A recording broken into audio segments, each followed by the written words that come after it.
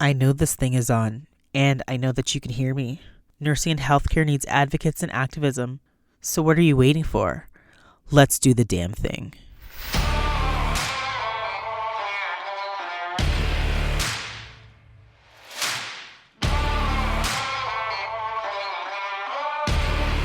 Hi, and welcome back to The Gritty Nurse, an unfiltered conversation about healthcare, nursing, and the intersection of health politics and policy. My name is Amie, and I am The Gritty Nurse. This podcast examines hot topics in healthcare and discusses the changes that we need to see to have a more efficient, robust, and ethical healthcare system that is safe not only for the patients that we see, but also for those who work in the system as well. Sorry, no fluff here, just awesome, compassionate humans and a lot of grit. If you're watching on YouTube or listening on Apple Podcasts, Spotify, iHeartRadio, or any other podcast platform, please hit that subscribe button so you never miss out on any real stuff from The Gritty Nurse. Welcome, Tina, to the show. I mean, it is a pleasure, an honor. Finally having you on the podcast. It's been way too long. We've been doing like back and forth trying to kind of collaborate and figure it out. You are in Toronto. I was going to say now we're in the same place, but we still. However, you are far. You are downtown, and it's raining. Yeah. It's Friday. Very rainy. It's not going to happen. But I know. I'm looking at the traffic right now. I'm like, ooh, that's already ugly. Yeah. No, like it would probably take me 2 hours to get to you, and then like 4 hours home just because of the that's traffic. Mom life, right? You're like, hey, we're in the same place, and you're like, no, still not. Yeah, it would, you know what, if we were meeting on a weekend, it'd probably be a little bit easier, but the logistics for Fridays and just like if there's any games or anything happening at the Rogers Center. Yeah, it's just traffic. It is, and it's right just by the one Rogers way Center. in and one way out. It's like the Gardner Expressway for me in and out. Yep. It looks like crap, so good call. Yes. That's okay. We'll do it this way. But I'm sure I have some thoughts that we might be connecting sometime in the near future. Yes, ma'am. But it's such a pleasure to have you on. And of course, I always like to do this just in case someone doesn't know who Mama Nurse Tina is. I'm sure there's lots of people who don't know. Could you just give me a little bit about who you are, your background, and what led you into the world of nursing? Yeah. So I've been a nurse 17 years. So I'm a dinosaur in this industry now. I live in Edmonton. So I've been Canadian this entire time. Surprise. Some people are like, oh my God, you're Canadian? I say, yes, I am Canadian. And I started off in emergency nursing, and it was always a toss up for me between labor and delivery and emergency room nursing. And so I went emergency, and I'm kind of glad I did. I think you get like a ton of beautiful experiences and skills, and your full body assessments are amazing for emergency. And then I moved to labor and delivery in 2012, and that's sort of where I used to always run to the deliveries in emergency. And if there's emergency room nurses watching, they're like, oh, it's not like that. So yeah, I just was like, that's where I want to be. And so I made it there in 2012. I've been there ever since, but I've had the pleasure of educating online the past about 3 years. And it's just been truly so cup filling and just this awesome full circle moment. And now I get to help people all over the place online as Mama Nurse Tina. So that's been just a real treat and a dream. And it's been lovely. I've been following your journey, and it's been amazing. I think, all the things that you talk about in terms of bump to latch, all of the work that you're doing, it is so needed. And I think that, maternal health, women's health, it's reproductive health. It's like a huge gap. Like, it's just like, we make up 50%, probably even more of the population, yet a lot of the medications and how we are treated, whether it's even just managing our pain in relation to, our reproductive system is pretty bad. Because all the studies are done on white men. They just do all the studies on white men, and then they just say, that'll go for women. Yeah, sure. I just recently was completely gaslit by my own doctor, and I was like, cool, this is awesome. So love that for me. So it's like women's health is it's a hill that I'll die on, that it needs a ton of work. So I think slowly we're sort of pushing the needle, but I think it's going to take many, many, many more pushes to get the needle where we need it to go. So yes, and I mean, since we're talking about pushing, we might as well talk about some of the work that you did. Yes. And maybe before we talk about some of the work that you did, we could just maybe highlight like a quick report that I saw. It just kind of came across my feed. And there was a report that broke that, this week about Canada's failure to accurately track maternal deaths. This is not really shocking to me. It's not new either. Yeah. We kind of were touching on it, and maybe we can jump into our own experiences, our own birth experiences. But again, really looking at what happens in the discharge period. And as someone who does a lot of postpartum education, why do you think we're seeing still so many near misses? And again, this is we talk about this being preventable, about like the fact that women, it's not just about having more education, it's about access to care, it's about all of these different things. But again, what would you say in relation to things like sepsis and hemorrhage once a patient leaves our care? Like, what is the education that you've been providing women? Because I think that education's a piece, Yeah. but again, like, I think that we need much more solutions. So tell me what your thoughts are. 100%. I believe the keynote speaker, this is ringing a bell. The keynote speaker last year at the Canadian Women's Health Association conference was talking about this thing. She was like, the Black maternal mortality is not being tracked in Canada, which is a catastrophe because it's happening here. Like, we know it's happening in the States because we have that data to back it up, that Black women are dying 3 times more than their white counterparts. But in Canada, it's just kind of like, and I think there's this weird thought that here in Canada, like, the healthcare is amazing and it's free and it's awesome. But it's really like we have huge pitfalls in our healthcare system. And one of them are like referrals and wait times and like procedures that need to be done, but maybe they aren't like a super rush. So they kind of get pushed to the side. And so I think we still see those issues in that like 6-week checkup. We still see the issues in these obstetricians' offices that have tons and tons and tons of patients, and they just can't manage those patient caseloads because there's just so many of them, because you have to see somebody. And so you sort of get to see whoever you get assigned to see. And so I think there's still those gaps in care, which is really, really unfortunate. Also, where I work, we have a really, really high C-section rate. And so that's something that is kind of parallel to the United States, is that we have these increasing C-section numbers. And so I think we do have a lot of the same disparities and issues that the States have. It's just that we're like not tracking that. And I don't know if that's just because we have this Canadian rose-colored glasses on and we're like, we have free healthcare. And you're like, no, there's still huge issues in accessing care and in that follow-up. And I think that follow-up has been missing forever. Like, literally my 6-week appointment was like, you go in and they're like, how's it going? And you're like, I don't know, like, I have this. Oh, that's normal because you just had a baby, but hey, you can have sex because you're 6 weeks postpartum. And you're like, oh, Like, okay. who's this for again? Like, my what? I certainly Is was that not top having of mind? sex. I was like, oh, thank God. I'm so happy I can have sex again. You know what I mean? Because it almost is like we view women as like, that's what we're here for. We're just here to make the babies and then to go into perimenopause. And then that's your like life story. And I Right. think it's nice that we have women who are pushing for change, because we're like, we're more than that. And we deserve more than that. We deserve better than that. And we deserve better diagnosis. We deserve studies done on women for women. The studies on rats and the studies on white men are not going to be the same for us. We're like our own people. So I think it's nice to see a lot of women, and especially like you're doing a ton of advocacy work, and it's so heartwarming to see us all be like, women deserve better. Like, what are we doing? It's not anxiety and it's not pregnancy. Like, those are your 2 diagnoses you can get. You're either pregnant or you're anxious. And then they just tell you it's going to get worse. And you're like, oh, so that's so fun for me after 40. Yeah, you would think that after time, some of this would have changed, right? Like, I mean, if we look back to even to some of the diagnosis women had, right? It was just like, oh, it's hysteria, right? Yeah, right. And it's these issues. It's like, well, like, no, we still have so far to go, but we're still using these same terms. Instead of saying they're hysterical, now we just, it's anxiety, or it's in your head, we can't really find what's wrong. So it must be something else, right? Yeah, I just recently saw the doctor and I said, after I turned 40, things have just gone off the rails. And you're like, am I doing too much? Understand. Like, is it, and it's like, and perimenopause makes everything 10 times worse, but we know almost nothing about perimenopause. We just say, that's just what happens when you get older. And you're like, well, yeah, but can we make it better? Like, it right. It's like does it have to be suffering? And I said to my doctor, I was like, I either have dementia or there's something happening, because I said, I cannot remember anything anymore. Like 3 days ahead of me, I can't remember anything.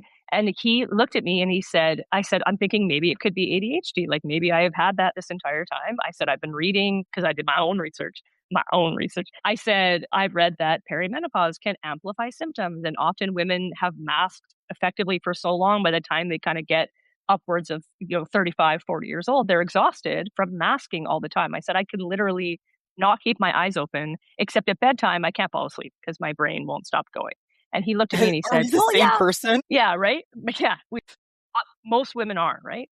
And right. He looked at me and said, but you're really accomplished. As if because I was accomplished and I wasn't like a heap in the corner of the room, I couldn't possibly have something wrong with me. But Right. you've done a lot of things in your life. Okay, super. But something is very wrong and different. So I Right. basically was just like, I'm like, thank you so much. Bye bye. And then I went and got like an assessment, and I do have ADHD. Good to know that I I was not wonder wrong. how have you watched some of your You videos? know, with my, yeah, right, like with my own intuition, I was not incorrect. That something was off, and so.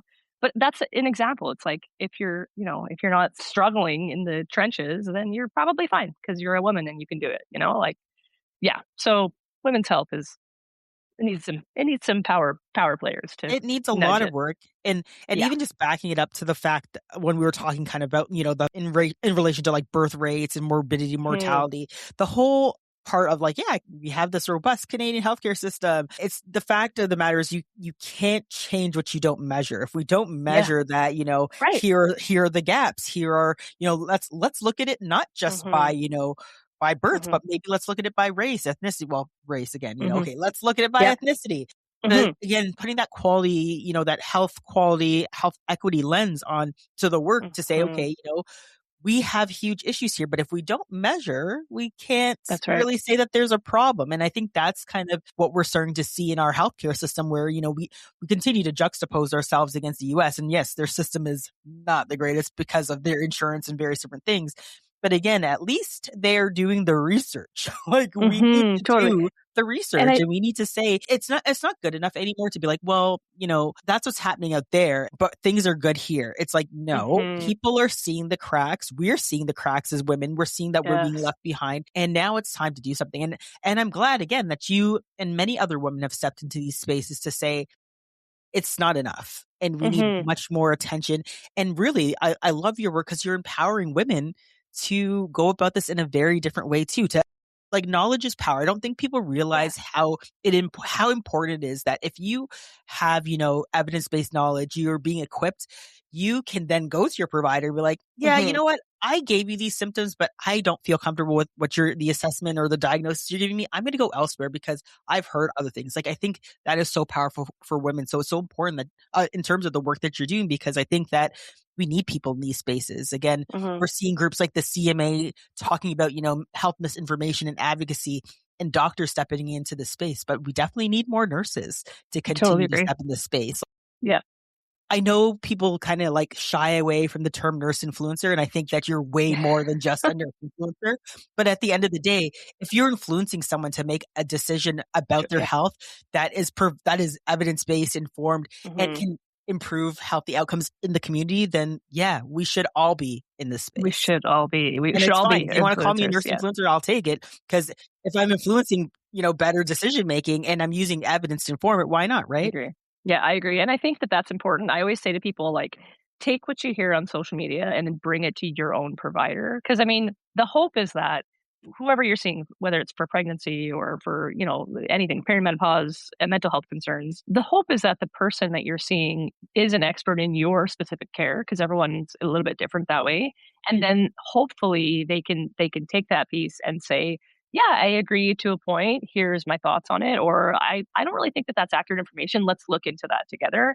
I think we need a lot more physicians and care providers who are willing to say, I'm not sure. Let's learn about it together. And I don't think that that's a bad thing. And I don't like, I would never expect my doctor to know everything about everything, but I would expect them to like take my complaints about my body seriously. And then like, if we can come up with a game plan together, it's like that you want to be an active participant in your own care. Like you don't want to just be a bystander being like, okay, cool. And we see this too. Like I saw this in Emerge. You see this in med surge, in geriatrics. Like you'll say to somebody, oh, what medications are you on? And you're like, I don't know, these ones. And they just hold up a bag. And you're like, well, what are you on those for? And they're like, oh, I don't have any health concerns.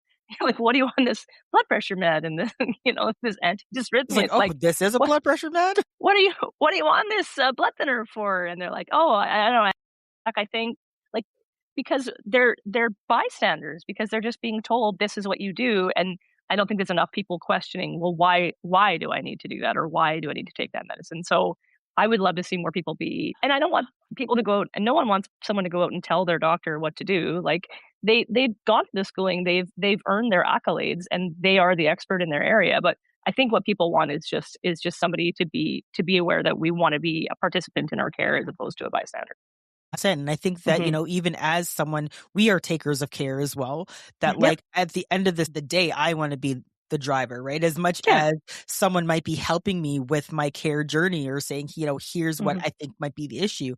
I still want to be able to have that control. And I think it's so important, especially, in a society where we have illnesses and disease and things that that sense of losing autonomy, losing the ability to make decisions. Like, I think it's so apparent when you become ill or when, Hmm. you're faced with, oh goodness, I have this issue with, being pregnant, because again, Hmm. pregnancy is seen as like a normal condition. But Yeah. again, we're seeing more and more women who are very, very sick when it comes to pregnancy. But having that autonomy, being able to have knowledge and say, I want to be a participant. I want to be the driver. I want to be also a decision maker is super important. I think a lot of women need that language and need to feel empowered to use that language. Because I think what happens is, we get into these situations and we just like Yeah. forget. It's like, You're super what were the vulnerable all of concerns a I was going to sudden. say? Or, the doctor's only been in the room for 5 minutes and they're just heading on the way out. And you're just like, I still have Yeah. 4 more issues, but they're gone, right? Totally. So, And that's what I say to people with that 6-week checkup. I'm like, please, like, as you're waiting for it, make a list of your questions because you're going yes, to forget them and they'll blow in and blow out. That's what I mean. This 6-week appointment, if you look it up, I do a lot of like looking at guidelines in the States. If you look up with like ACOG or even SOGC in Canada, like that 6-week appointment is supposed to like, it could even replace your yearly physical. Like it's supposed to be very in depth that's it. and it's so not. Mine was like, I'm going to do your PAP exam. Let's talk about birth control, and it looks great. Go. Like Yep. you're like, what? Like I have so much things happening, and so yeah, like it's a big miss. Like it's a missed opportunity as well to like continue to educate women on what they can expect moving forward and what they can expect for family planning for their mental health. Like it's a big missed opportunity. Yeah, I think about even just going back to that study and talking about postpartum and thinking about even like my own birth experience. And I'd love to hear Hmm. what yours were, because one of the questions you had asked me off screen was kind of like, Hmm. what was my birth experience as a Black woman? And, like you would think that me being a labor and delivery nurse, because Right. that was like essentially what I used to do as well, Hmm. that they would listen to me more, that they would be more Hmm. in tune and be more understanding. And that was not the case. And I think the Shoot. scary piece to that is like, as much as I was a labor and delivery nurse and I had that knowledge, it did not prevent any of the Yeah. outcomes that I suffered. So I ended up having twins. I delivered them early, 31 weeks and 3 days. And I delivered them at the GTA. And then I was Hmm. discharged about 3 days later. But I was complaining the entire time. I'm like, I'm having trouble breathing. My legs were like tree Wow. trunks. Again, I was a labor delivery nurse. I understand swelling in the postpartum phase, or the night sweats and things. My legs were like 4 times the size that they were previously. Yeah. I You're like, saw this is some of my charting because we still had paper charting at the time, and it was like I received like 4 liters of fluid in the OR. I'm like, some things just seems, and they're like, "You're fine. You're yeah. fine. You can go Yeah. home." And I'm And like, really, like, your body only uses 25% of that fluid. So you're like, okay, "Well, I'm not okay. There's like fine." 3 liters of Well, by the fluid in my time I legs. it's crazy. By the time I got home, I couldn't walk from like my living room Oh to my like my God. kitchen, which was maybe like 15 feet, without feeling like I was drowning. Every time I laid back, I just felt like I was drowning in fluid. Oh my So I called God. my friend who was an OB and I was like, something is wrong. I'm having so much trouble breathing. She's like, Amie, go to the hospital. You might be having a PE. So I'm like, oh no. Yeah. So I rushed Yeah. to the Okay. All right. hospital. And my husband is like the most calm, like collected kind of guy. Like we're like complete opposite. I'm like, "Ah," and he's like, no, Amie, you got to take it down a little bit. That's me and my And husband too. Possible. and he wheels me in because I couldn't like walk, so I'm in a Oh wheelchair my to get God. to the triage and the ED. And my husband's like, she's 3 days postpartum. She had a C-section. She had I had preeclampsia. I help. I had Hmm. eclampsia, so I ended up having mag Oh my self. God. And they're just like, Yeah. and she's like, okay, go to the waiting room. And my husband's like, did you What? hear Yeah. what I said? And she's Yeah. like, yeah, just like go to the waiting room. And he's like, Just so we're not going to go to the casually go waiting to the room way. Yeah. because my wife is going to Yeah. die. And she's just Yeah. like, well, I have to take my break. It was so crazy that like Yeah. Yeah. Yeah. sometimes things that come out of nurses' mouth is just like, Yeah. why would you even think that Yeah. would be the most appropriate thing to say? Right. Anyways, he Right. lost And his I'm shit. willing to bet that that's like there was a huge knowledge gap there because I don't we don't really learn a lot for emergency nursing about pregnancy conditions, like postpartum pregnancy conditions. Like even people, I'll do a video about postpartum preeclampsia, and people be like, you can't have preeclampsia postpartum. And I was like, no, like it's an actual thing. Like, Yeah, you but can. again, we don't talk about it enough. So, oh my God. So did you get in? Did you go? Like, So he lost his shit, and luckily, yeah. as he was losing his crap, my OB was coming like down the hall, and she's like, just go Wow. straight up. So then I was admitted to med-surg Yeah. ICU, where I ended up having congestive heart Wow. failure and pulmonary edema. Luckily, I did not have a PE, but I was prophylaxed, so they gave me like warfarin, heparin, like I had the whole workup. But at the Oh end my of the God. day, like I was still critically ill. And this was Yeah. all Yeah. due And did you, to preeclampsia. Like it was all this postpartum preeclampsia. It's essentially even though you've given birth, the body's still oh my like, God. Yeah. no, the body still has like Yeah. lots of issues. Your So body's like, hold my beer. yeah, like I have one we're more not chick up done my yet. sleeve. And Watch but there are a lot of women who, and we've seen it through various different reports and stories Mm-hmm. that have died in the postpartum period, anywhere between like 72 hours up to even sometimes I've seen a week Mm-hmm. in relation to these similar complications. And there is not enough education. It is crazy. Mm-hmm. Like I was told you need to continue checking your blood pressure. Like subsequently down the lines, like you need to Yeah. continue checking your blood pressure. You might have to stay on blood pressure medication, because after I had my twins, my hypertension didn't go away. It stayed with me. Mm-hmm. My pregnancy with my daughter was uneventful, but then with my last daughter, I ended up Yeah. having severe preeclampsia again. So I am My God. still on medication for Right. hypertension. And like, Right. again, yeah, sorry, go ahead. And that's not like mentioned enough in your postpartum discharge. Because again, here's another failure in our system is that we have these overwhelmed units and these nurses who are expected to take care of these huge numbers of patients who can have quite severe illnesses and issues. And that's not so then you go all the way till 6 weeks. And like let's say at 6 weeks, you're like, hey, like, I don't know, like I just every day I have this headache and I don't know, I don't feel well, I'm swollen. And at 6 weeks, you're like, holy shit, you have your blood pressure is 150 on 110.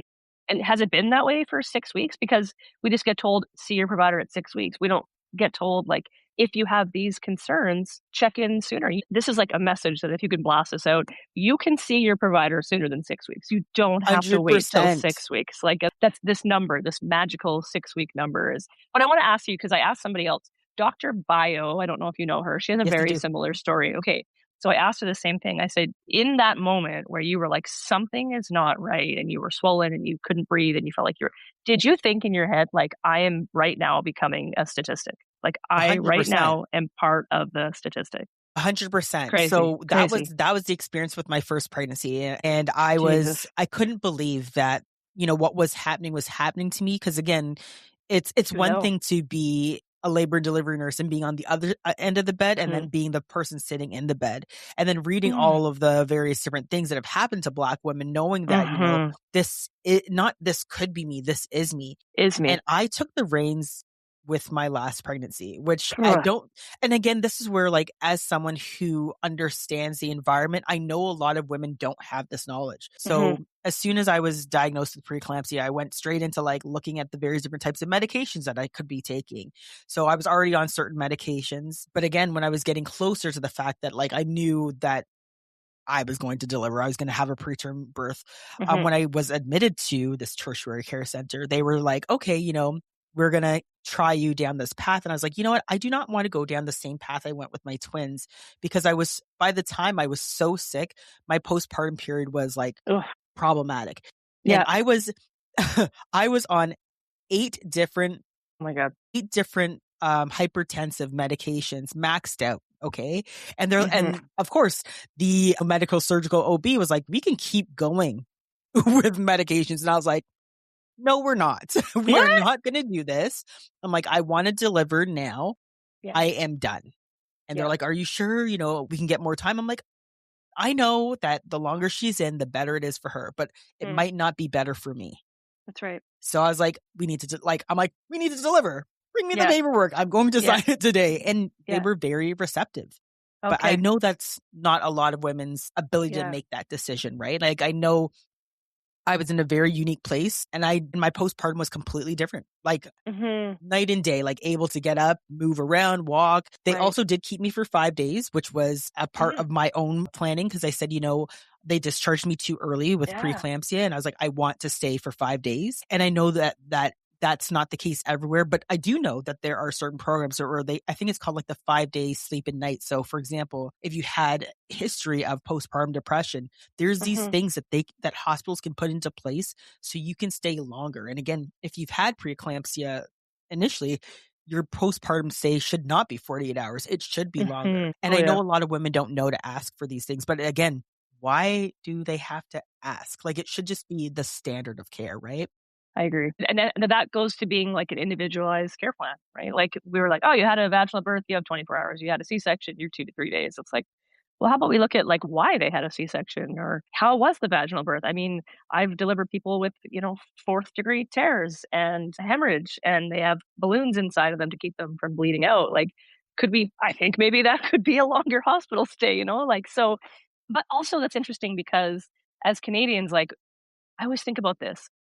This is like in the States, if you knew that you needed that longer stay, but you had to decide between like needing the stay but being able to afford it, or does your insurance cover it? Like that breaks my heart that Yeah, you have it's to wild. pick between like receiving the care you deserve and need for your own condition, or being like bankrupt or having a hospital bill hanging over your head that you know you can't afford.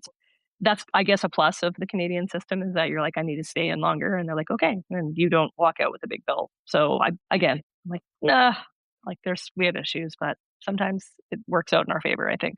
100%. Like I couldn't imagine some of the women who end up delivering and then their baby now has to go to the NICU. That's like an additional charge. And if they're like some of the stories I read about women who deliver in the States are wild to me. And just it's, as much as we have issues with our system, at the end of the day, I would still say that for the most part, people are getting pretty good quality care, and that the standard, although it Yeah, needs some work, is it still, does. I'd say, equal, not fully equitable, not equitable, but fully, but equal in terms of how it's going to be delivered. I want to talk about a little bit about where you are. So you live in Edmonton, and I know you have a higher Indigenous population. We kind of touched on it, so we definitely talked about Black women. But I'd like to hear a little bit more about your experiences with Indigenous women and maybe some of their experiences, because I do know that racism is a huge issue, not just in Alberta, but really across Canada. And one of the things that, like, today actually is Indigenous Nurses Day, and it's so important that we celebrate and we talk Oh my about the gosh, great happy things that, Indigenous Nurses Day. right? And that we talk about, the pioneers that came before us in terms of the Indigenous health. And, speaking of Charlotte Mutton, who was the first Indigenous nurse in Canada, but also just the fact that, how far have we really gone? Mm, Again, when it comes to whether it's sterilization, whether it's, discrimination, what are some residential of the homes. things that you see, and how can we better work towards this truth and reconciliation in relation to, birth for Indigenous folks? And again, I think it'd be great if we had an Indigenous voice, and I think I'll make sure that we do that. We bring that in We should another get one. time, but just kind of like, what have you seen? Unfortunately, I think they're definitely painted stereotypically, especially in an emergency department. We have a few emergency departments that are kind of right in the dead center of the city, and they see a large Indigenous population. And I think there is definitely that stereotype that we see them as people who are not worthy, people who have less money, have less status. On my birthing unit specifically, that's nice in that we do actually have like one room that's set aside for Indigenous people if they want to do, saging or any of those types of ceremonial type procedure. Look at me, I'm like, oh, no, no. It's okay. It's okay. We can Yeah, always, they it's a want to do. podcast. We can always like cut back and go back. Go ahead. For those people that want to have, their cultural, traditional sort of ceremonies with their births, which is lovely, but I think a lot of people don't come in necessarily wanting that, and so they just get lumped in with everybody else. And it's sad that we have to be like, okay, we're gonna treat you like this beautiful Indigenous human being having a baby if you want to do all these things, but otherwise, if you come in with the same complaints that we would expect you to have, we're gonna treat you this way. And so we have a long way to go. And I would love to see more research on Indigenous people and how their births are going. Like, are they comparing to Black and Brown women in Canada like Black women are in the States? Like, it would be really interesting because I don't think that they're getting the care that they deserve or that they are worthy of having. I think we don't take them as seriously as their white counterparts in terms of things like pain and need for things. So I think it's really unfortunate. I see it a lot in the emergency department when I used to work there, and it's really unfortunate because it's like they're human beings and they feel pain, and if they say they have pain, they have pain. This is something I've never really understood. I see these like videos of people who say things like, their pain, they say it's this, but I'm going to give them this medication instead, like making fun of people and how they experience pain. And I'm like, I don't understand it, because I'm like, are you paying for that pain med out of your pocket? Like, I don't understand what the point of withholding meds or being disgruntled about giving a med is. Like, you're there for 8 hours regardless. Like, just take care of a person like a person, give them what they need, and then move on with your day. I don't understand it. Yeah, the I whole don't. policing of I medications is like, it's wild they to me, say they right? had pain. I was like, but if they say they had pain, that what? Like, who are you to like? Just give them the med. Like, that's part of your job. Like, you're there, work your shift. Like, give them the Yeah. meds. It's not your personal stash that you're cutting out of. Like, I don't understand.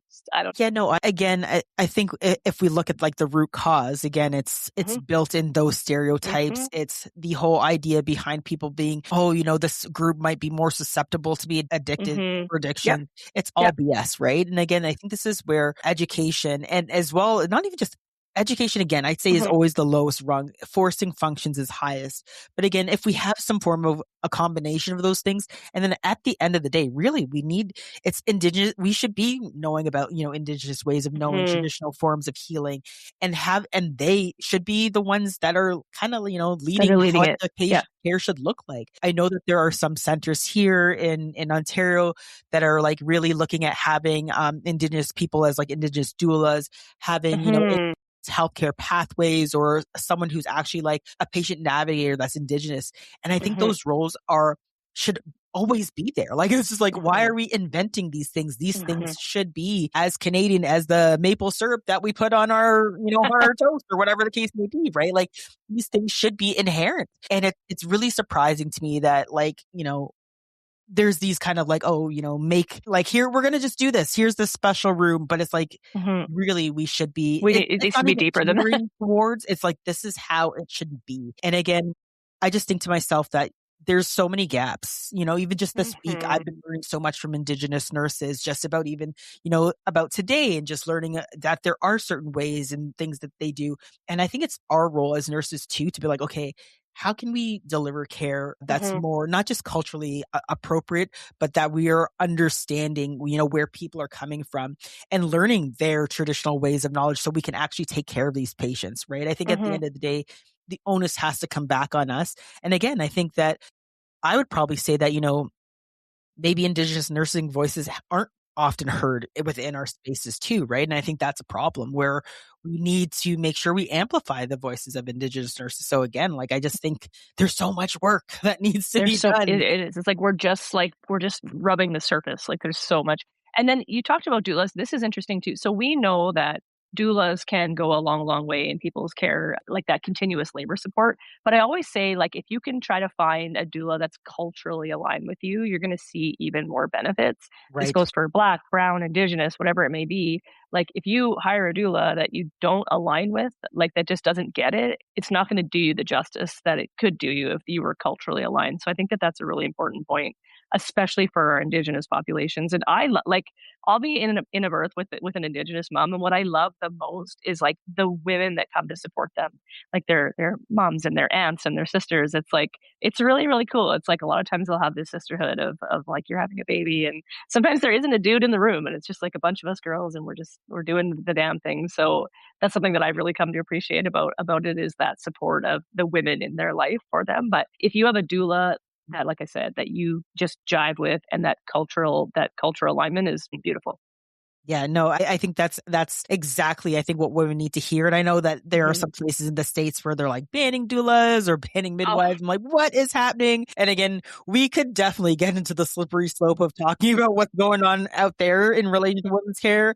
And then definitely we need to have that conversation. But again, it's just mhm, like, at the end of the day, if we think about, how women delivered and gave birth, we gave birth in with Hmm. other women around Yes. us, It was like supporting a us. It was village of a supportive women. community event in some Hmm. cases, right? Well, Hmm. and again, there Hmm. are instances where the labor and we do the hard work of kicking people out of the room because it's the patient's wishes. But again, in some communities and some cultures, that it is an event that Hmm. other women are relied on. So again, I think it's so Yeah. important that we have, And I love people that that. are educated in that space that can help support other women that are going through, I would say, probably one of the most pivotal times in a woman's life. Like, I can't really think of another. There might be like one or two, maybe.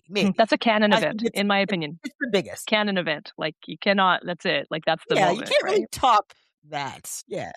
And sometimes for our indigenous populations too, like that is a hugely pivotal moment for that. Maybe she's younger, maybe it's her first baby and her mom and her aunt are there to help her to like that's her becoming like this new version of herself, like becoming a mom with your mom and your mom's mom. Like for a lot of that, that's it. Like that's the moment where like you become this full circle woman. You know what I mean? And so that can be really special if we can just sort of I don't know, figure it out in our heads. Like for some reason, there's just these like roadblocks to us being like, they're a human. Culture aside, that's a human having a human. You know what I mean? Like this is an amazing moment, and how we treat them in that moment is going to greatly affect their postpartum recovery. It's going to affect if they want to have more children. It's going to affect how their family comes together. Like it is a canon event. Like you can't. That's it. That's the moment. Yeah, I agree with you. Let's take it to a little bit more of Hmm. a positive. Not, I shouldn't say it's not. We're not talking about Yeah. positive things, but Yeah. Yeah. let's take it to a little bit of a lighter Yeah. conversation. What are some of the things that you're seeing that makes you excited about women's health care at this moment in time? I think it's that women are coming in with these incredible birth plans and these incredible ideals for what they want to do. And like, I don't care. I always say, like, you can have a baby without a birth plan. The baby's still going to come out one way or another. But like, Yeah, when someone comes in with a birth plan, it makes me excited because it tells me that they have like done research and looked into things that they want for their birth and things that are important for them, and then it tells me like, that they have an idea of how they want this to go in their head. And so it becomes like almost a challenge for me to see how close I can get it to like those ideals for them, knowing that how they feel about that birth is going to translate into how they are as a mom and how they are postpartum. So I think that that's really exciting. I also think we're seeing this circle movement. These are like such silly things, but like where more people are not finding out the gender before they have their baby, and then their partner can like announce the gender. That always like makes me get all teary eyed. And I think just people being more involved in their care overall is really cool to see. And this younger generation of obstetricians and midwives and nurse midwives are coming up and they're like meeting that challenge a lot of times because they're also learning as they go. And so it's cool to see sort of the pendulum swing. yeah, I think I'm seeing that too. I would agree with Hmm. that more providers are willing to kind of meet their Hmm. patients. I shouldn't say halfway, but you know what I mean. Hmm. But Yeah. the idea behind kind of the shared collaborative, Hmm. relationship, I do see that it is transforming. I did have some OBs that I used to work with that were not like that, Oh, let's but be I do real. see that it is shifting. Yeah, somebody has like 5 years left of their practice. That's it. It's an old dog new tricks. It's not happening. And I think we have these, and I think too, I would imagine, and I've been trying to get into universities to talk about like birth trauma. I have a huge passion for birth trauma and knowing that 1 in 3 people are reporting birth trauma, and then knowing that we can directly change that number. So I have this huge passion about talking about it, but I had a really hard time with a roadblock getting into universities and colleges to try to talk to the people who are going to be needing to put that into practice. It's been tricky, which is frustrating, but I think that that should be a pivotal piece of teaching information for anybody that's on that track for women's health, maternity, obstetrician, gynecologist, midwives, nurse midwives. Like I think that talking in depth about it is really important because we've heard this a lot before, but it's like it doesn't take a huge catastrophic event to cause birth trauma. Like most birth trauma, I would say from what I've seen and heard, comes from people who just feel like they didn't have any role at all in their birth, and you could have a birth plan that went exactly as you wanted it to go, and you can still walk out with birth trauma because they feel like that they still weren't an active participant, even though delayed cord clapping, even though no episiotomy, even though X, Y, and Z, they still are like, that was traumatic because I wasn't part of that story and that communication. Or you can have somebody who had the most catastrophic birth, but because they were spoken to as a person and they were allowed to partake in that experience and feel like they were driving part of it, they feel like they had a great birth, even though they end up in a general anesthetic C-section. Because leading into that, it wasn't traumatic. And coming out of that, it wasn't traumatic because they were involved in the care and the conversation. So I think we need to have that as like as a tower in the education of these people who are coming into the practice. And that's, I think, how we're going to see more change in how we're talking to our patients. Yeah, I'm glad that you brought that up because that is something that I've heard a lot about. And again, I guess this could kind of dovetail into this whole like 6-week appointment where it doesn't have to be 6 weeks. But again, that mental health aspect, right? Like I saw studies where they were talking about like women talking about, how many times they were asked about their mental health in the postpartum period. And it was frighteningly low where Yes. a lot of women are still struggling in the postpartum fear in relation to and just having to understand the difference between when it turns from, those baby blues to like postpartum depression and then obviously further on postpartum psychosis. And again, that is definitely not something we Just talk so scary. nearly enough about. I think there's a lot of women who experience like postpartum depression, and again, so much stigma around this because again, you see those sensationalized situations and those are few and far between. And I think at the end of the day, it's like people don't understand how truly sick someone is to hurt themselves or to harm someone else. And that we do not do ourselves any service by not talking about mental health and supporting women after birth because like I said, it can be, one of those pivotal moments. And with a birth trauma, that could be something that, leaves someone in a place of, dysregulation, distress, and treatment is so important. And it's not just talk therapy. You might need medications and various different things to help. So I'm glad that you brought up I the birth do. trauma. Yes, Yeah. I did With, too. with my fourth, which And is I think wild it's because like fine. It's the normal. 3 It's before that, normal. not at all. And the fourth one just like blew my world wide open. But that 6-week appointment, it drives me crazy because by 6 weeks, a lot of things are too late. By Right. 6 weeks, if you're having troubles with breastfeeding, it's like pretty much game over. Like that needs to happen within the first week or two. Like if you go longer than 2 weeks struggling, chances are you're done breastfeeding. Same thing with mental health. Like that postpartum switch off from baby blues to postpartum, it happens so much sooner than 6 weeks in most cases. And by 6 weeks, it's like you're so in the depths of your own hell that you have not enjoyed your baby, which probably is going to interfere with how you're bonding with your baby, which is probably going to interfere with your breastfeeding experience. Like it's 6 weeks is just too late for a lot of people. And so I think a lot of times we don't want to talk about like what happens if you feel like you want to harm yourself? What happens if you feel like you want to harm your baby? Like nobody when they're being discharged in the hospital with their sweet bundle wants to hear the nurse talking about, this is what I want you to do if you think you're going to, hurt your baby. Like what do you mean hurt my like I would never hurt my baby. But if by even mentioning that in the slightest, that plants a seed that if something is happening down the road, they're like, wait, we talked about this very briefly. Like this is maybe not as abnormal as I think it might be because they took the time to talk about it, right? So that 6 week is like it's too late. It's too late. You're right. No, I agree. And I think Too late for postpartum preeclampsia. It's too late. Yeah, no, you're 100% right, Tina. And I think that those conversations need to be had way early on. And I remember when I had postpartum depression and it was bad.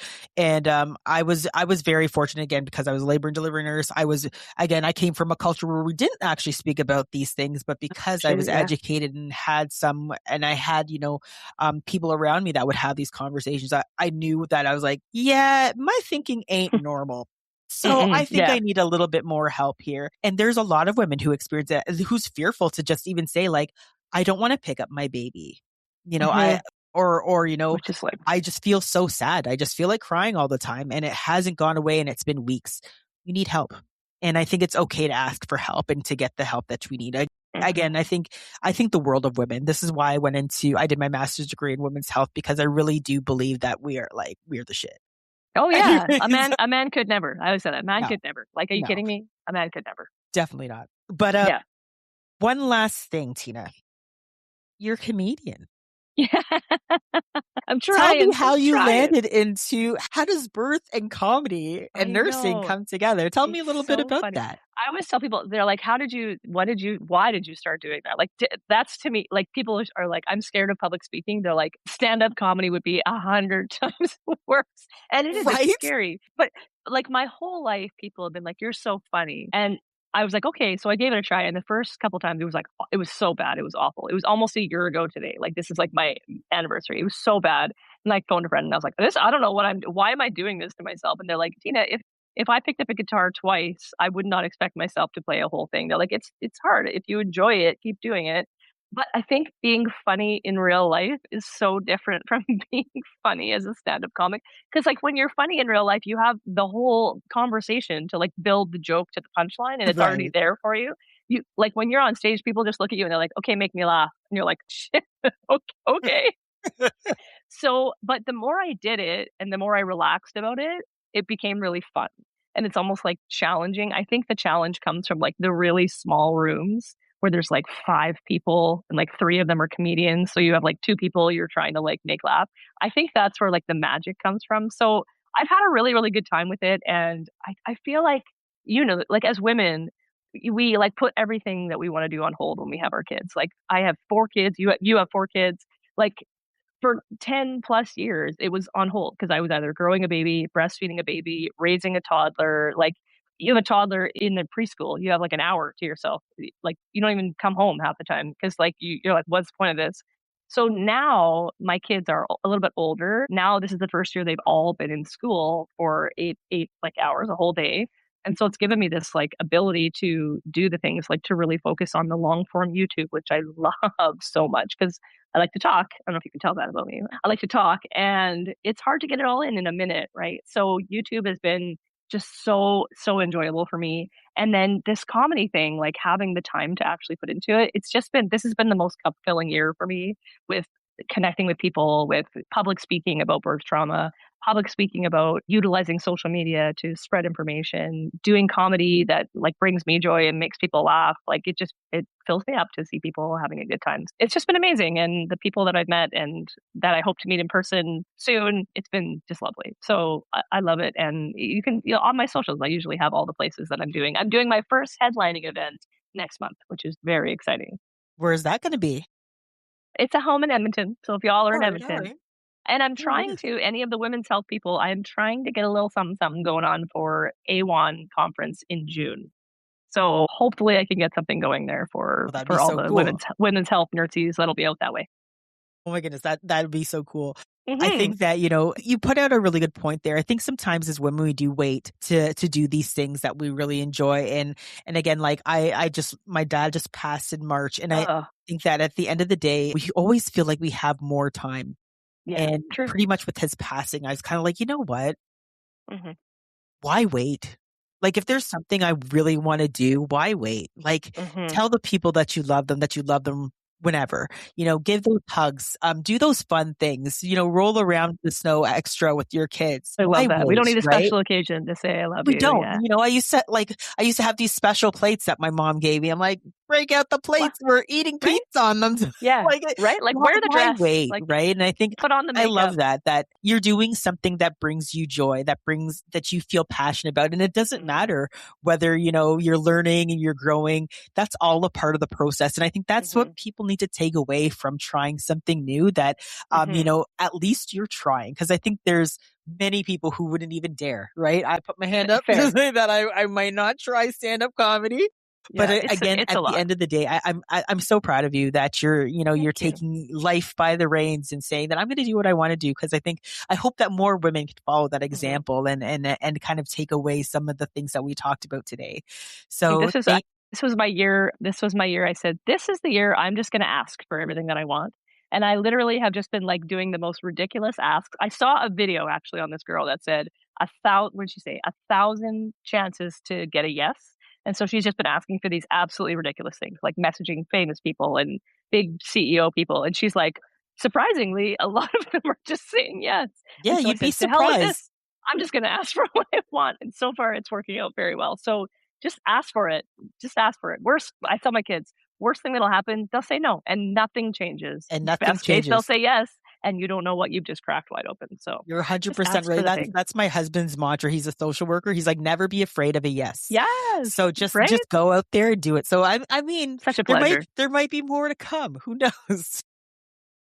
I've always said, I have never done a TikTok dance. I'm going to do it one of these My days. gosh. I'm I used going to to do do it. them, and now I I don't look know back on them and I when, was like, but it's going to happen. oh, I'm waiting for it. I'm ready. It, Tag me in before it. we go, is there any right? Before we go, is there anything that we might have missed today that you want Oh to my touch gosh, on? I think we could talk about this for years and years and years. I think the big important take home is like always like do that research ahead of time. Information is power. It's going to be your best weapon. Have a supportive support system that's not afraid to speak up on your behalf because even the strongest people, like this is probably you, me as well. You're the strongest human with the smartest brain, but like when you are in that vulnerable position, sometimes your voice gets quiet. I always say I'm really loud, and then my blood pressure was like 68 on 40, and then I was not so loud, and I needed somebody else to help me. Yeah, knowledge is power. Have your village with you that's ready to go to bat for you, and really just take everything to your provider as a conversation starter. And if your provider is not willing to have a conversation with you, then they might not be your best match because they need to be a part of the team as much as you are. Yeah, no, I love that. Where can people find you, Tina? Goodness, I am just everywhere. At any social media, you can find me. I am either Mama Nurse Tina with underscores, or I'm just simply Mama Nurse Tina on YouTube and Facebook. And then bumptolatch.com is my site. I just released merch. Little Prego buddies there. So cute. So cute. That's so cute. I'll have to get Yeah, some anyway. merch. Yeah, it's very cute. I highly recommend the blanket. It's super soft. My kids love it. So Thank you so much, Tina, for coming on the thanks for Green Nurse having me. podcast. Pleasure. I'm sure I have to get out to a comedy show. I have to Yeah. do dancing TikTok, and Yeah. we have to meet. We gotta Absolutely. meet. In person. We got to find the time, the space. It's We're gonna happening. do it. It's happening. Thanks so much for coming on. Thank you. Looking for a great gift for a nurse or someone who needs to learn about nursing? Check out my national best-selling book, The Wisdom of Nurses: Stories of Grit from the Bedside. Thank you so much for listening to The Gritty Nurse with Amie Archibald-Varley. If you're watching on YouTube or listening on Apple Podcasts, Spotify, iHeartRadio, or any other podcast platform, please hit the subscribe button so you'll never miss out on any awesome episodes from The Gritty Nurse. Thank you so much and stay tuned until next time. Stay gritty.